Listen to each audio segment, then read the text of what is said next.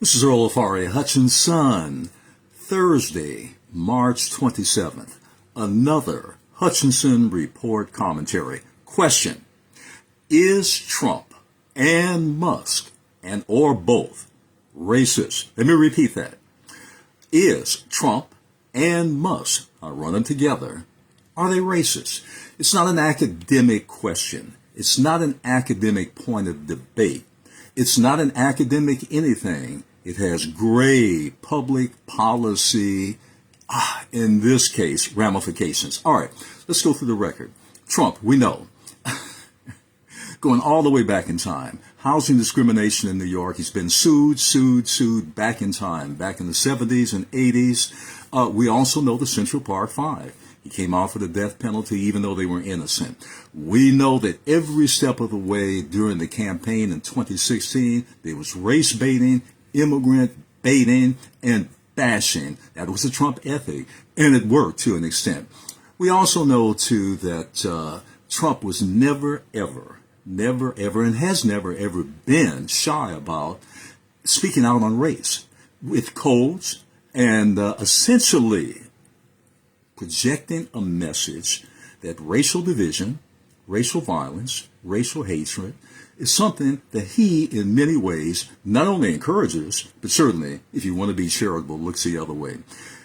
Then we come to Trump now. Second go-round, Trump 2.0. What do we see?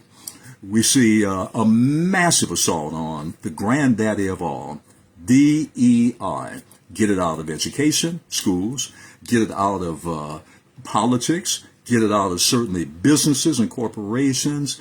Don't go there with that. Expunge it, even to the point of something that no one could even foresee. Legal segregation coming back by executive order, removing the qualification necessity to ensure that all public facilities with contractors, segregation is not there. Trump lifted that by executive order. Then we come to Musk.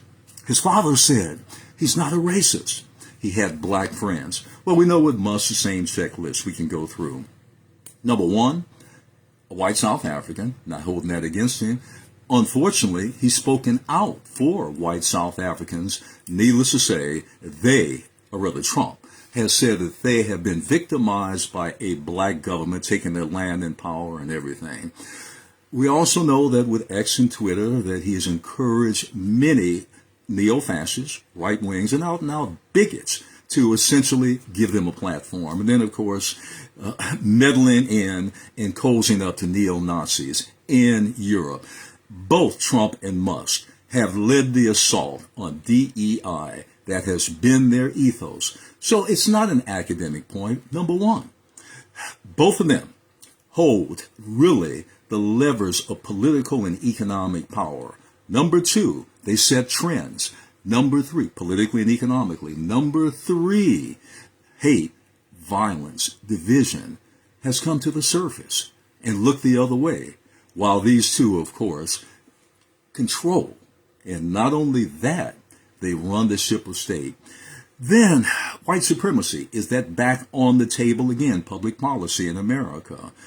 So government and economic policy, there are extreme ramifications for two individuals that, if you want to be charitable, have a racial blind spot toward minorities, immigrants, and even women, and certainly LGBT, but especially the racial blind spot toward African Americans and Hispanics. We have to ask this question with Trump and Musk. Whether they're racist or not, personally, is irrelevant. What is relevant and always must be kept in perspective and in front of us, their positions on race in America, rolling back the clock, blind eye, looking the other way, executive orders, X, and all the other levers of power they control. Does this essentially pose a grave danger again? Violence, hate, and division. Will it become, under Trump and Musk, the official American way of life? Is Trump and Musk a racist? Are Trump and Musk racist? It's not an academic point. It's a point of grave, grave concern. This is Earl Ofari Hutchinson. Thanks again for listening to the Hutchinson Report Commentary.